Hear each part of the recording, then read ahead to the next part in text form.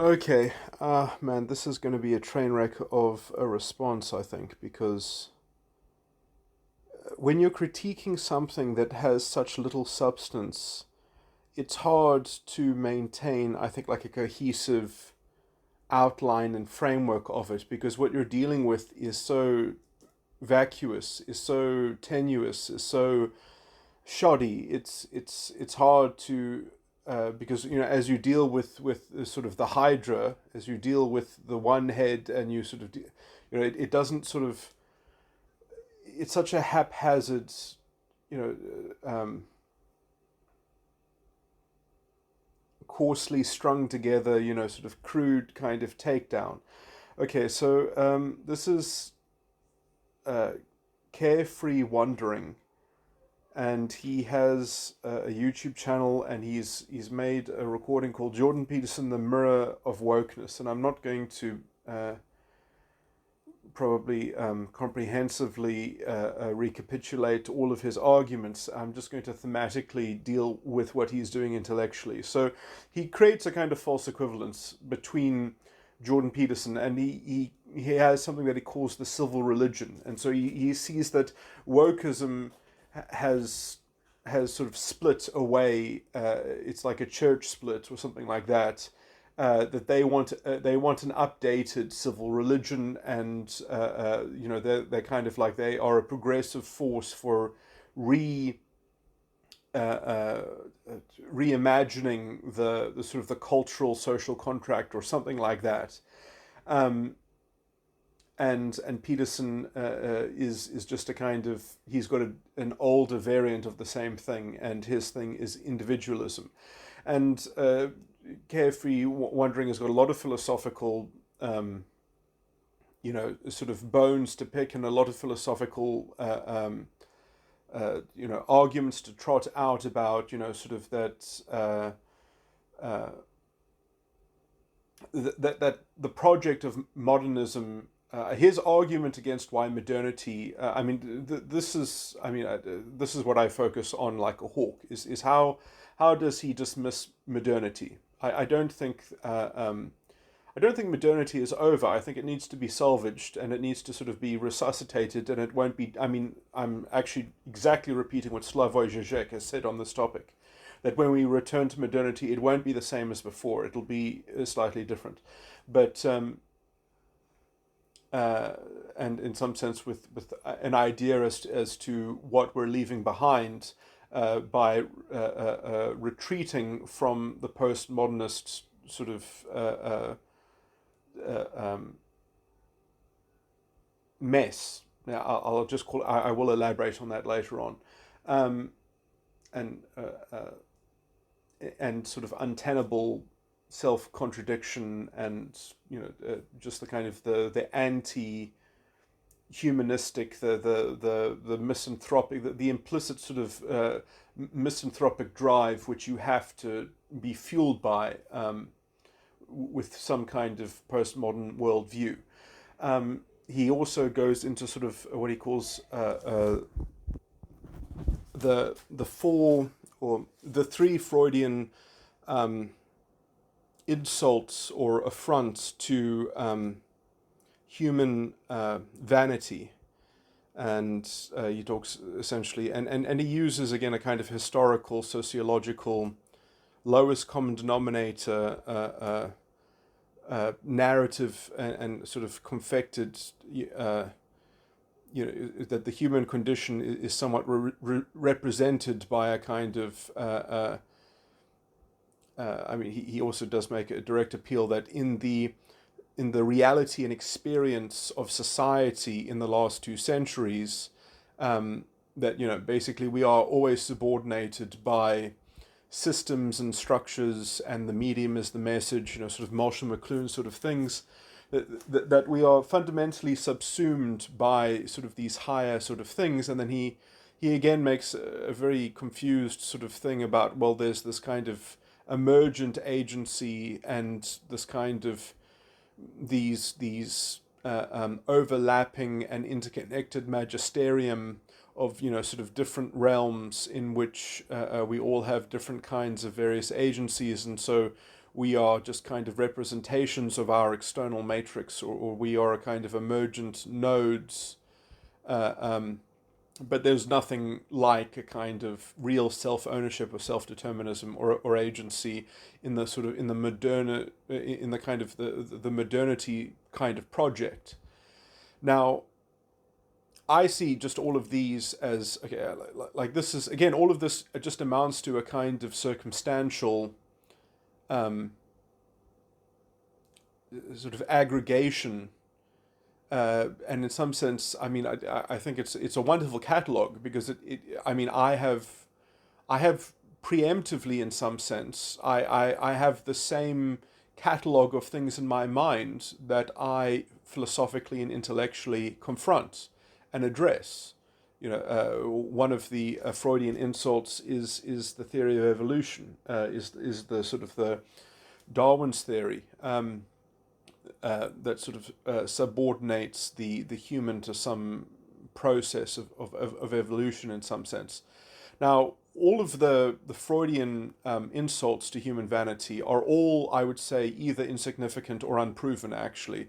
And in the deeper philosophical issues that as to why those insults are controversial, yes, I can agree with the historical reading which Carefree Wandering produces about these things, but that just is the lowest common denominator, let's say, aggregated, sort of sociological digestion of those kinds of issues. And how these issues are really resolved, I do think it is, like Jordan Peterson says, it is resolved through understanding Nietzsche properly, which, and Carefree Wandering does have the bona fides of saying, well, maybe Nietzsche could be is a possible because it's because no one knows well, no one can successfully argue what Nietzsche really meant, because Nietzsche wasn't explicit about his philosophy. Essentially, he wrote novels, he wrote fiction, and you have to derive his philosophy by interpretation and intuition. And in some sense, I would argue that Nietzsche himself did not understand his own philosophy, which is why he expressed it through art, essentially, because he could only produce a dream. He was a prophet that could not express the prophecy in plain words. He could only express it as an allegory, essentially. And so you have to go to secondary sources. And I think the secondary source that you go to for a proper synthesis of Nietzschean philosophy is Vasti Ruth in her chapter in the book on nihilism, and her chapter is called Living with Nihilism. And if you read that chapter, then you know what Nietzsche was talking about, and it essentially affirms individual sovereignty and a kind of on the moral landscape and the moral center of the individual, as it were. And so that's, I think, the deep philosophy that you need in order to even start to have a cogent, coherent worldview. And then moving from that, to have a workable epistemology, I take Catherine Elgin's work, epistemic agency. Now, I will concede that Catherine Elgin, just read that paper, epistemic agency, and Catherine Elgin, when she gives lectures, she gives very good lectures, but I will say that she has quite sadly fallen into the trap that Carefree Wandering has somewhat fallen into, in that Catherine Elgin, I think, as brilliant as some of her work is, she has fallen into the trap of a kind of meta-epistemic reliabilism by allowing herself to be categorized by a kind of... sorry, let me just... because I was writing out a response in which I...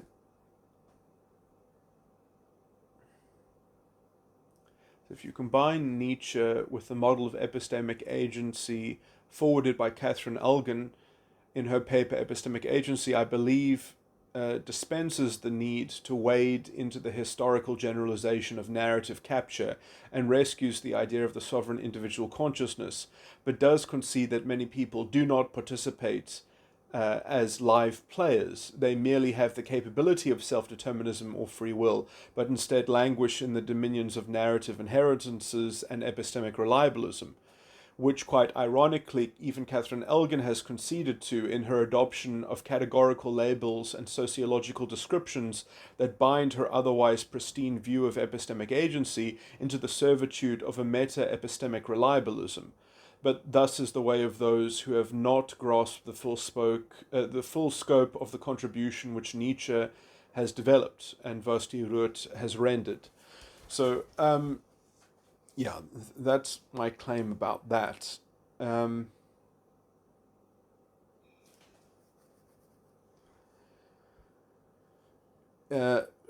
Which is to say that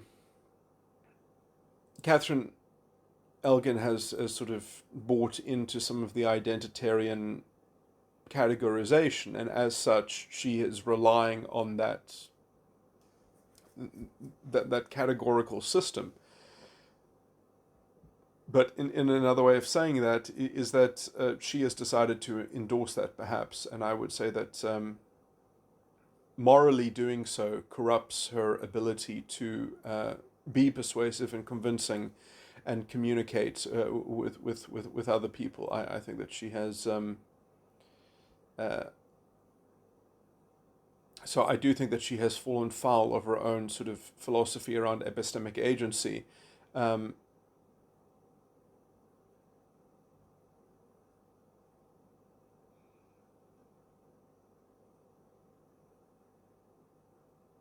and I think that large anyway.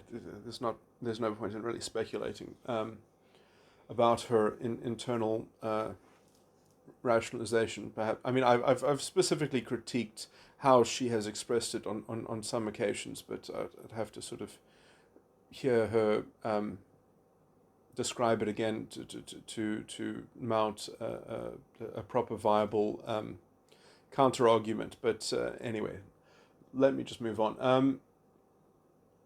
But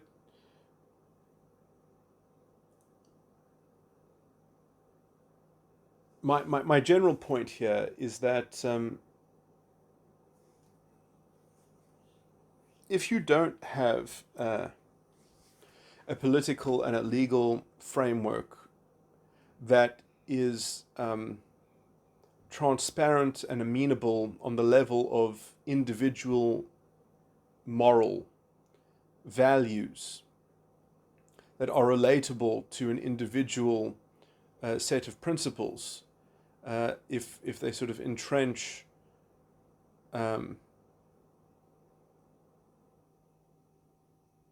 let's say collective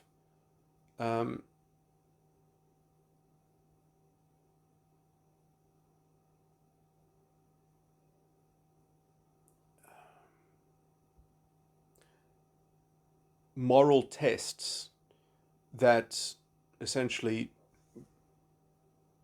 reduce morality into some kind of moral code or create some kind of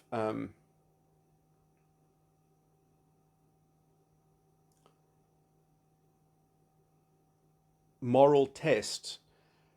I mean, it's not as if we don't have things like that. It's not as if you can't have anything like that, but you can't have that as a substitution or a displacement of values. Uh, you can, so your values mean that you have democracy, means that you have essentially the ability as a community to vote on something, to impose something. Now, I would say that look, I mean, this is not to say that the American legal system and political system is not structurally corrupt. I, in fact, argue that it is. And that it is producing its vulnerability to the kind of postmodern identity narrative grift. And so I do think that... but that doesn't mean that you can't have a system that operates from clear values and principles in which you can actually conceptually order the community and the society within which you operate, and that there isn't a recourse to remedy and arbitration that is fundamentally premised and holds those basic values as sacrosanct and as essentially the levers of the sovereign individual and let's say the integrity that is vested in the individual beyond things like other forms of categorization and other kinds of reductions or generalizations. So the idea that the social experience is that we are subordinated to, let's say, category systems and, let's say, structures which essentially amount to some kind of narrative that we are subordinated within, I concede that. I call that corruption. I call that is a corrupt system. That is the definition of a corrupt society. That is structurally corrupt.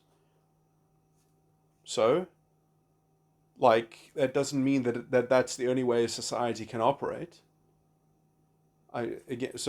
My point is that, you know, all of Carefree Wandering's arguments are essentially a kind of circumstantial, and they rest on sort of these deep philosophical claims which he doesn't ever get around to making. In fact he makes he appears to fabricate making those kinds of deep philosophical claims by really cherry picking and throwing around skepticism and, well, you know, Nietzsche is actually suggesting something else because I'll just find this one little thing that seems to suggest what I'm saying. I mean, it's not even that I mean, like the whole recording that he makes, I mean, I think I could kind of tolerate it up to 16 minutes, but after 16 minutes, the level of the sort of the intellectual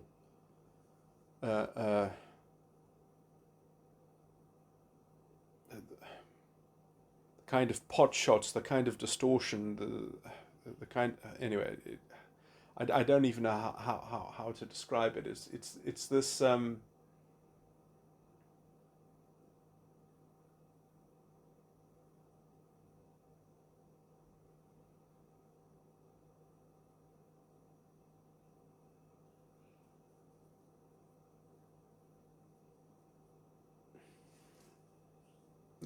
it's just a badly substantiated case, very feeble, but very but trying hard to appear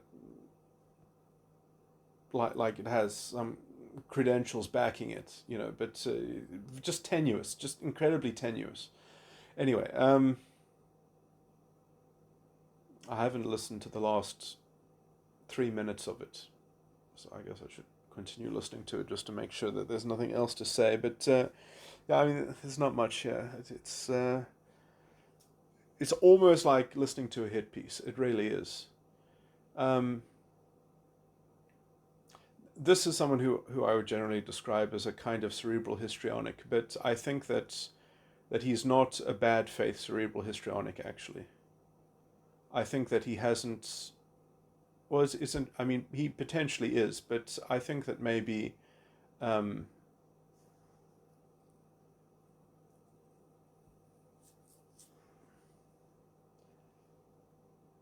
know,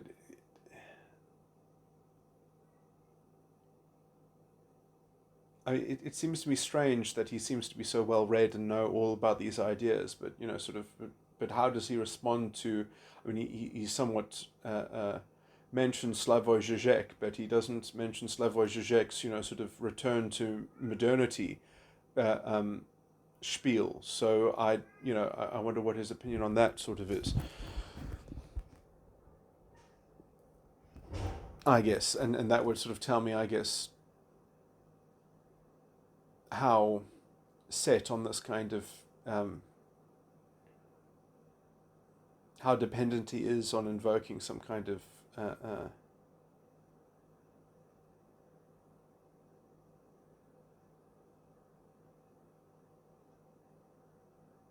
narrative representations, that he can insulate his own views and just deflect and cast aspersions on anyone who has a different worldview.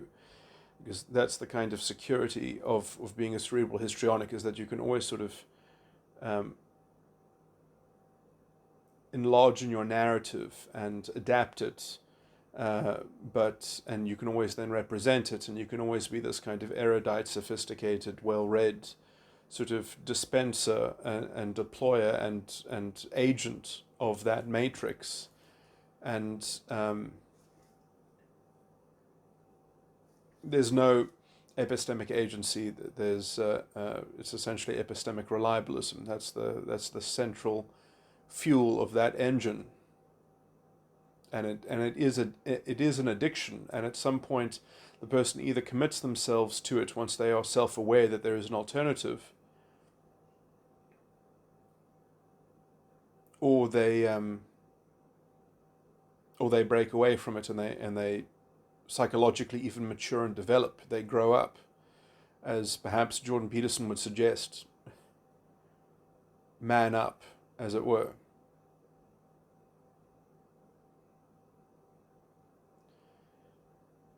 And there's a self-insulating reticence that the addiction of the epistemic reliabilist, which is why I call them cerebral histrionics. And they will find excuses, and often their whole worldview is hedged in an excuse, that they have some beautiful excuse. Well, there is no alternative. There must be an external locus of control. It must be a narrative. I must just glean the narrative and represent it, and there is no other intellectually reasonable and rational way of comporting oneself, or something like that. And then they can just add on descriptive mass that they can sort of try to incorporate into their sort of floating jar of collected associative, sort of notions and concepts and mechanisms. And there's never a proper understanding, and there's never a justified understanding. There's no such thing as justification. It's all just kind of dominions of conjecture and strength of feeling and numbers of support. It's often just a kind of it's a fashion game. Quite frankly, it's often a fad and a fashionable thing. But I mean, again, I don't know how committed this person is to this style of worldview, but anyway, I see it as decadent. I see it as morally corrupt. But I think that they might still have their good faith intact. But I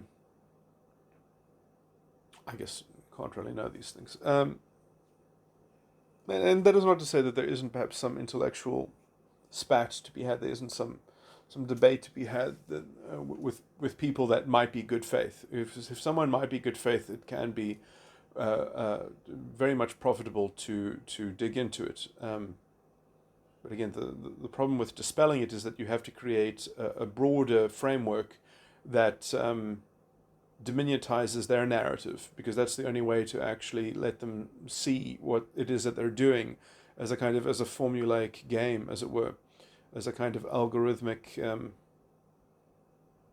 procession that is obscuring an alternative that is basically epistemic agency. Anyway,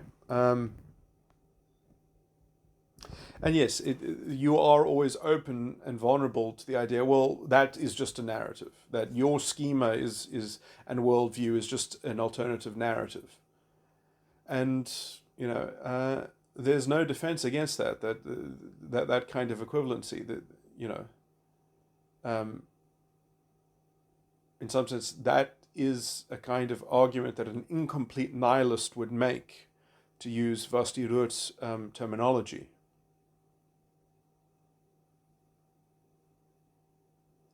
Someone who is still sort of reeling from the blood on his hands from the death of God.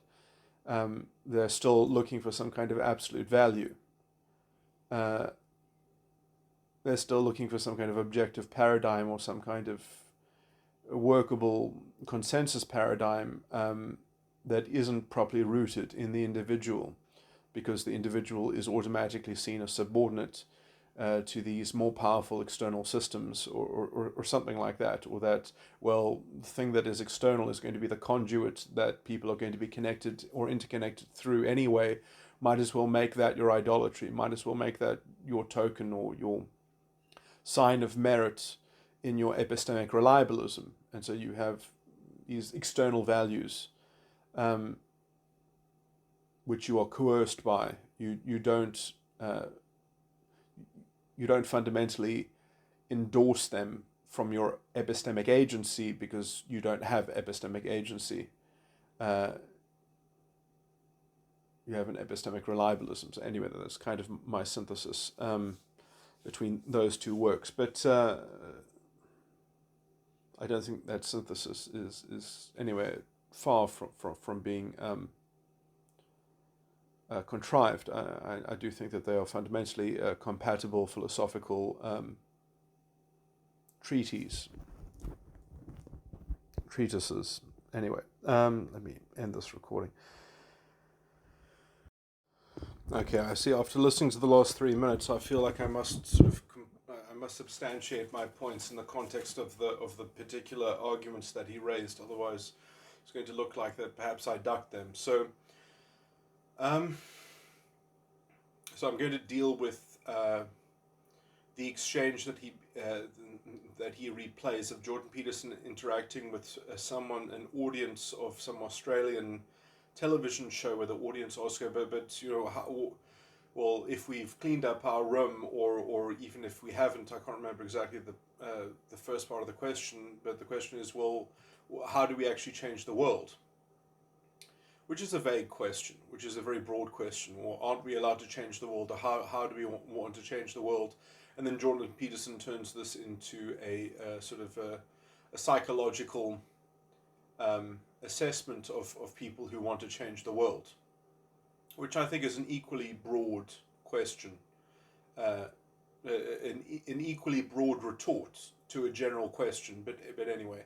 And then he also leverages that Jordan Peterson himself is involved in cultivating his brand, essentially. So, so my excuse for Jordan Peterson having a brand that he wishes to cultivate is this is a means towards an end, and he is choosing to do so, and he is fueling this with his agency. He is doing it consciously, as it were. He's seeing it as a vehicle, and he's choosing to do it. And how he chooses to do that, and the decisions that he makes in doing that, he can be judged for making those decisions. They're on display. They're somewhat transparent. This is, let's say the diplomacy or the politics of living in a society, is that, and I think he has been transparent and honest about that. He doesn't have this. I don't see how this is any different from Slavoj Žižek's, But I mean, in some sense, the point is not. The point here is that by Jordan Peterson doing this, that he is contradicting his own individualistic creed. I mean, I see no inconsistency.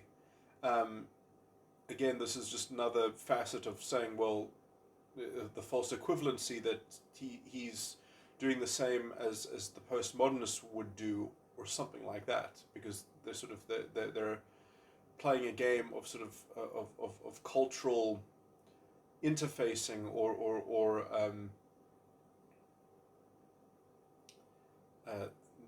that they're using culture as a conduit, and which, I mean, I think that this generally philosophically, what this all really amounts to is like something like the McLuhan sort of claim that the medium is the message. Again, like, this is not, again, like, he uses these sorts of things. He hasn't substantiated his worldview. He hasn't proven his point. His whole point and worldview is premised on conjecture that, well, in our social experience and reality, this is how it actually operates. Therefore, and then he just proceeds from there. He doesn't sort of make any deep philosophical points. It's like, well, this is the experience of the truth of the world. He hasn't substantiated it as being the basic truth of how we must interact in reality. He hasn't done anywhere close to that. So yes, I would even agree. Yes, the medium is the message. Well, let's ask the question: what is the primordial medium? What is the basic medium? What is the fuel that fuels everything that happens in culture and society? Blah blah blah. Yes, you can say, okay, well, there are these sort of mechanical machinations and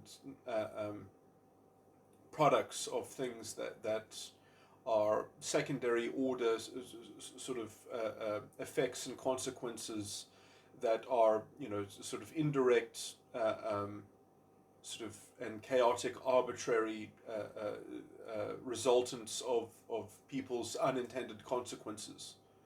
Well, where do unintended consequences come from? They come from decisions. Where do decisions come from? They come from agency. So I would argue that, yeah, well, just because there's a lot of unaligned agency that is running amok, or that is disparately, you know, sort of manifesting and permeating itself and interfering and creating negative feedback between itself, is no way to gets you nowhere in obscuring, you know. So you want to subdivide agency into and I mean, again, this again can perfectly dovetail with Jordan Peterson's view of the world of order and chaos. Order is, let's say, deliberate, conscious rendering of the scope of one's intended consequences, and chaos, because I mean, even if a conscious being sees something that supposedly was an act of nature or something like that and knows about it, then from their point onwards, you know, I mean, this is somewhat Jordan Peterson gets into this issue with the flood story. You know, who's to say that that we should build houses that are susceptible to certain somewhat recurring natural disasters. I mean, it's not beyond engineering ability to construct domiciles and buildings that are impervious to such things. It's just there's no will to do so. And again, who concocts that convention? Who sets that tradition? I mean, the Dutch have got, you know, dikes and systems in place that are meant to be able to withstand flooding that is, you know, sort of statistically anticipated, you know, to occur every 1,000 years, I think, or 500 years, and other places have shallower tolerances. That's you know, these all come from, you could call them unintended consequences, but I mean, it's even grey how unintended they are. I mean,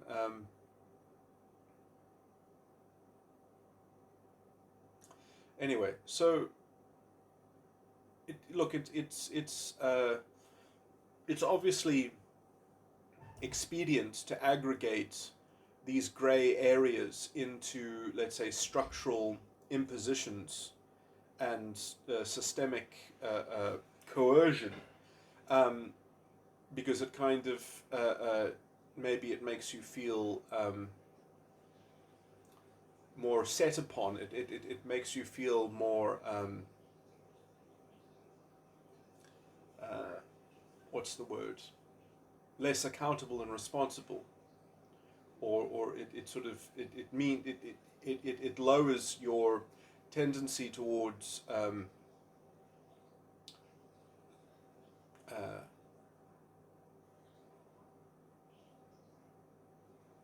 thinking about how you would engage or participate or interface with doing something about it.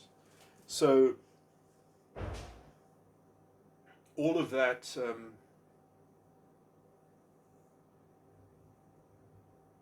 you know, it's a nice soothing aid for rationalization.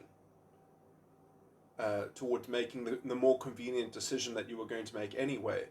I mean, there are stories in this world about how people have radically changed the world and influenced things, and they did it. I mean, it's often better if you want to know how to really have a large impact on things, is read people who were up against it all and who actually changed the world.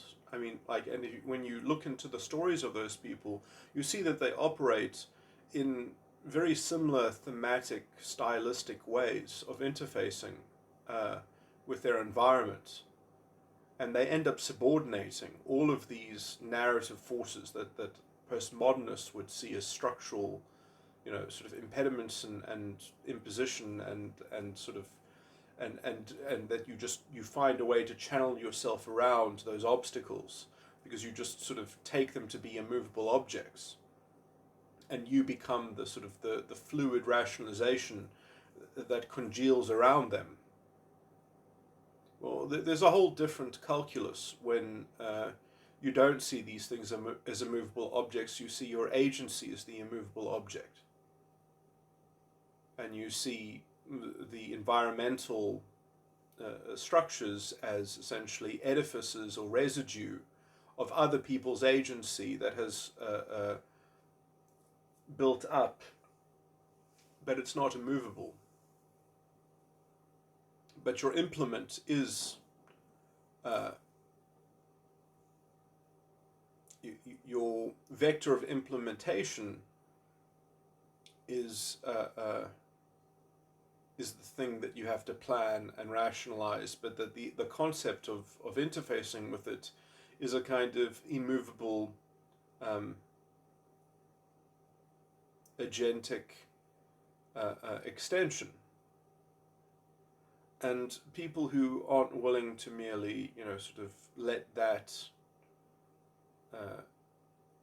vector of participatory engagement, sort of be denigrated or be subsumed by some kind of subcategory of the medium as the message.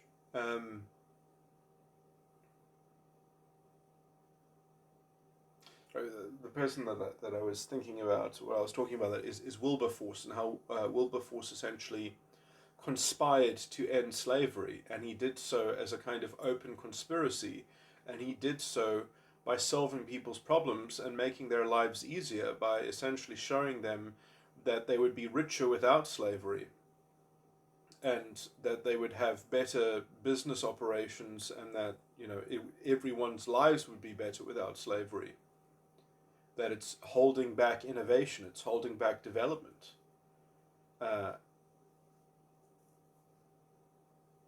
By reorientating the people who were essentially organizing the trade, by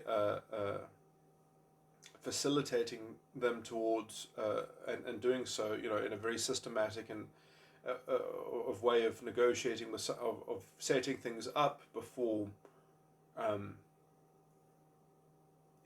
by having a very particular sort of methodological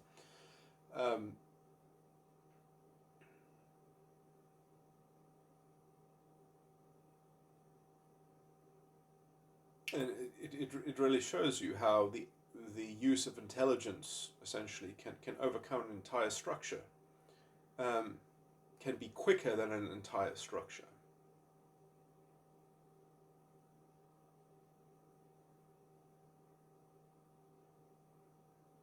The idea that not everyone has an automatic agency is fundamentally an oxymoronic or self-contradictory proposition, or that people should automatically have free will and self-determinism. No. There are certain developmental bars that you have to graduate from, that you have to exceed. And those bars are epistemic reliabilism. You have to overcome that bullshit. And I will accept the medium as the message, but what is the medium made from? What are all the mediums made from? They're made from agency.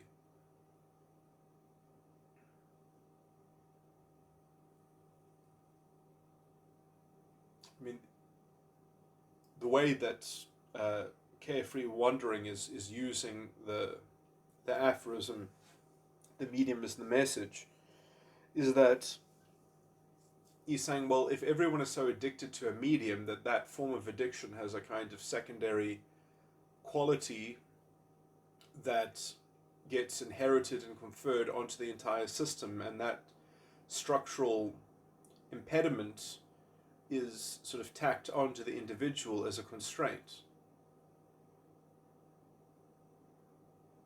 Or, I mean, maybe that's a little bit of scapegoating. It's not just a constraint, but it's also an avenue of or a dimension of a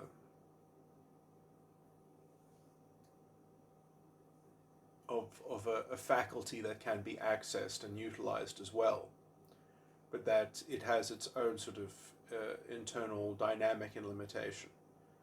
And yeah, I mean, I guess you can say that, but I mean, it's the it's a somewhat a strange idea that, for example, the medium of television, which is essentially a one-way medium, you receive televisual media, and Marshall McLuhan called this, sort of a cool media.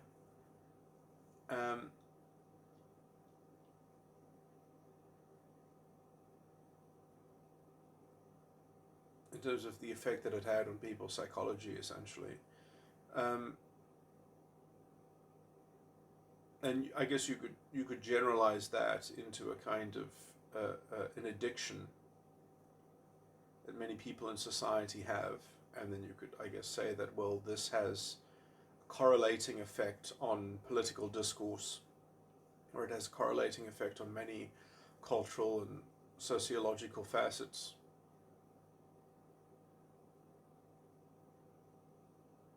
Well, it's also a choice of the individual to watch television.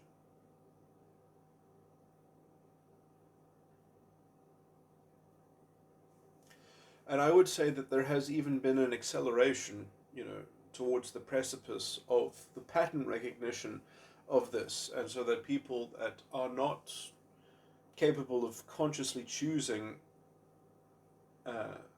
or being aware of their subordination to these kinds of, let's say, addictive structural impediments, are themselves suffering for it on the individual scale. It's accelerated, So and this is what essentially happens, is that if something is an exploitation of agency, I think that, I mean, you can maybe call it something like the zeitgeist, but that there is something, a tendency that it will accelerate, it will exacerbate, until it reaches the point at which that thing is known, or is understood, or is, you could also say it, culturally digested, but the thing in culture that is digesting it is the main driver of it all, which is agency from the individual, of the individual. Obscuring this, I mean, I say, if you want to systematize and rationally reduce culture and society and structure, I think that you might as well link it with the main overarching concept, which is agency itself. And then you'll actually have a clear view of the historic arc and the trends and all those sorts of things. I still think that it's an abstracted, disembodied, as Jordan Peterson has pointed out, sort of disconnected intellectual way of framing it. But if you want to frame it like a postmodernist, and you want to look at it like that on a kind of abstract conceptual level, then again, this all leads me to repeating Slavoj Žižek's contention that we're going to return to modernism, and it's not going to be the same as before, because we will have consciously retreated from this muck, from this trash, from this narrative garbage, from the subordination to this external locus of control, and its harbingers and its agents, and its these people are the agent, or the agent Smith of the Matrix, and that is essentially my reading of Carefree Wandering. But yeah, so let's talk about how Jordan Peterson reacted to the woman um, who asked him, but what if, how do I change the world? I think that was the question. How do I change the world? Or how should I change the world then? I can't remember if she said, if I've cleaned my room, then how do I change the world? Or if I don't want to clean my room, but I still want to change the world. Something like that. And I mean, I'll talk for Jordan Peterson. So I mean, I would say that Jordan Peterson, if he were to actually dignify that question with a more direct answer, and in some sense there was a lot of meta diplomacy in politics, because this person was obviously a kind of woke type of, or either a woke or an environmentalist type of proto-fascist, as that's how I would characterize their general political edifice. You know, certainly involved in some kind of cerebral histrionic, some kind of external locus of control narrative that they are the agent of, that they are somehow a reflection of the being a protagonist of advancing their narrative cause. I mean, I would attack the narrative directly. I mean, well, how do you want to save the world? What is the issue in the world that you want to save? Because I would say the biggest issue that we need to save is the issue of collective sense making, because the media is peddling these narratives so that plebs like that can normies and NPCs can be fed the narrative and become ideological zealots and sort of and just consume this kind of outrage porn of their partisan side or whatever. Um,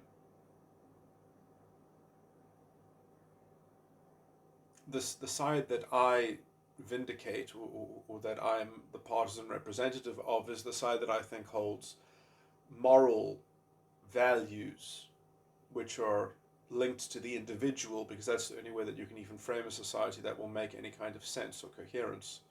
And a lot of the environmentalist movement is all about trying to create collectivist conceptions of morality to aid in this kind of narrative indoctrination. It's all part of the same bullshit, of which Carefree Wandering is a similar kind of proponent, just of a more esoteric philosophical variety of the same ilk, or the same crowd of the general sort of movement. It's a fashion, so it's an intellectual fad, just as Darwinistic theory was a fad, and how it led to race and gender politics.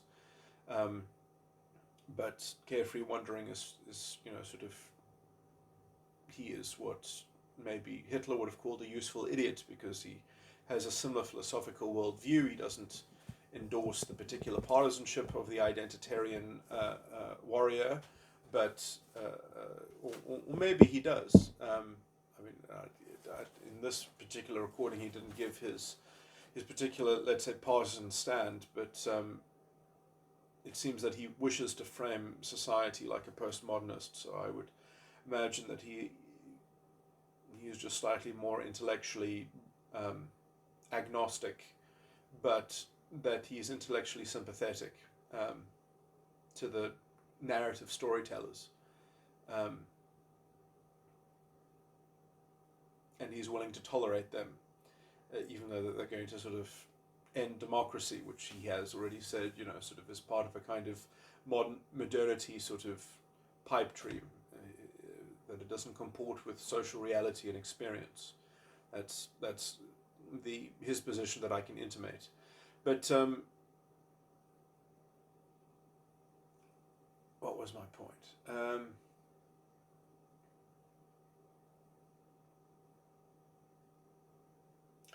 Is that I would directly tackle the whatever narrative that she, if she wanted to say, well, the problem is that feminism isn't being addressed properly by society. Society isn't taking on the criticism of feminism, or society isn't taking on the criticism of the environmental climate change movement.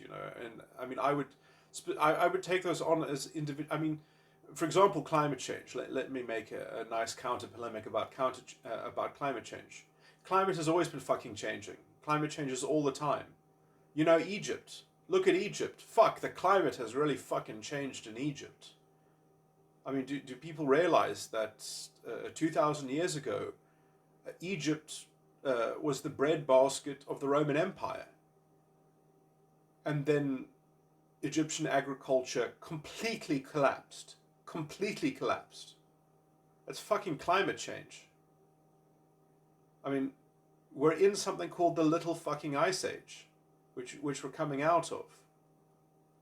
The climate, the average temperature of this planet, as it were, is a lot hotter than what it currently is. It's been artificially cool because of what the climate people would call the Little fucking Ice Age.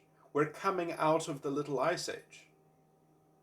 I mean, this is the you know, in terrestrial climate science, that's the epoch that we live in, the Little Ice Age that we are coming out of. So yes, things are getting warmer. The idea also that CO2 is problematic.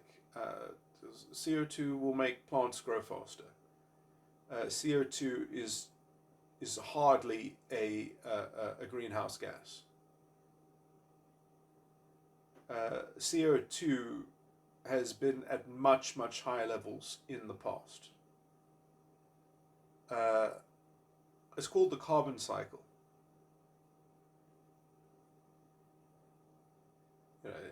If we had more animals, it would be much better. As long as we had regenerative agriculture, it would be much better for the environment. But the vegetarians don't want you to know about regenerative agriculture. Also because regenerative agriculture isn't as dependent on artificial fertilizers and such and such. So you have a problem with collective sense making, and you have these narratives that all lead towards, sort of this centralization and a kind of conglomerated governmental the loss of independence, the sort of the tremendous growth in the state, which is being fueled primarily by these moral panics and moral outrages and propaganda and rhetoric, which come from a very shoddy kind of scientific narrative, but people are used to being fed narratives. They don't, they can't think about anything critically. We don't have polymath intellectuals anymore assessing things. Instead, we have these sort of dislocated, disconnected experts that know something about their subfield, so much so that nobody else can actually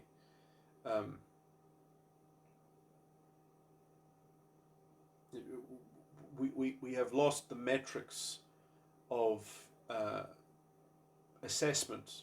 We've lost the standards of how to monitor and understand something.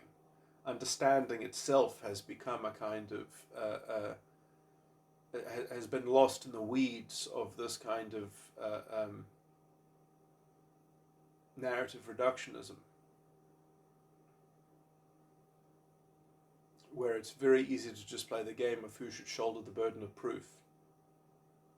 And as long as you've got a scapegoat in your sights, you can kind of justify the steamrolling. You can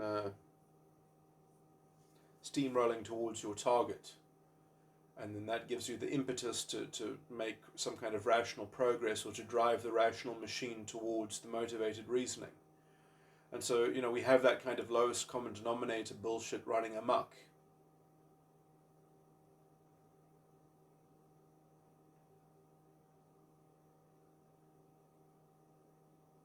But we can't even be honest about climate change that happened 2,000 years ago.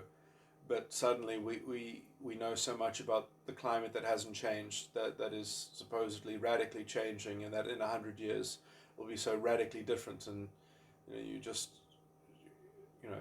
look at Are we having more climate disasters, or are we having more reporting on climate disasters? It's sort of um, we only see pictures of the ice caps when they're shrinking, but they don't show us the pictures when they sort of expand again and cover more ground than they ever did. It's very strange. It's all very fucking contrived, and it's all these sorts of cherry picked snapshots of reality and bad reality testing.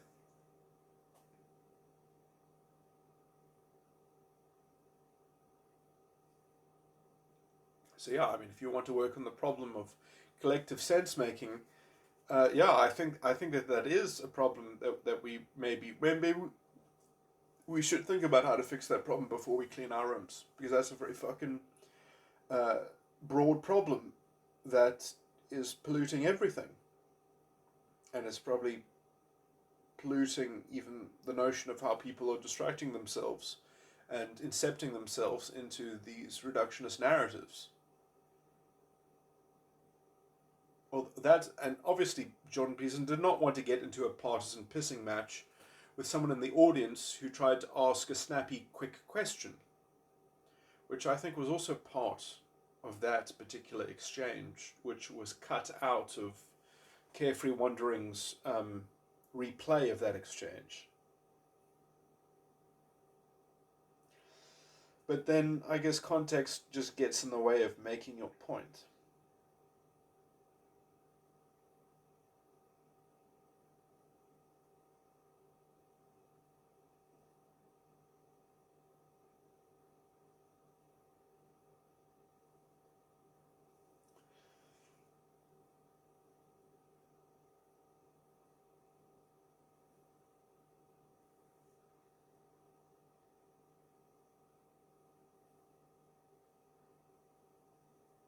I mean, my excuse for not playing devil's advocate with my own ideas is that I'm touching on the themes here. Um, but I do think that all the themes that I've described are pertinent, and I don't think I've I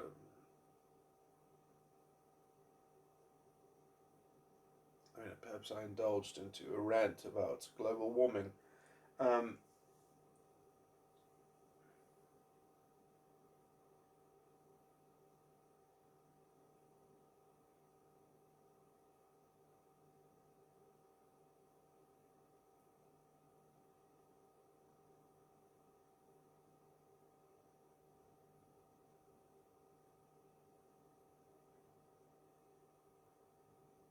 Maybe I did concede the point about Jordan Peterson not answering that question directly, but I think that the question was also essentially asked in bad faith. I mean, it was asked in order to try shoot at Jordan Peterson from an unassailable perch, um, because how are you supposed to answer such a vague and profound question as that seriously?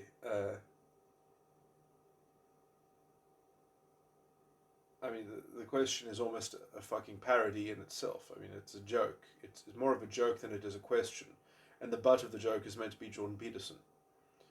Um, and I think it was answered in the vogue of, but I mean, that level of analysis and that nuance perhaps is lost on Carefree Wondering, who is just wishing to extract the rational bits um, of consequence or of conclusion that fits with his particular indictment and that fits with his particular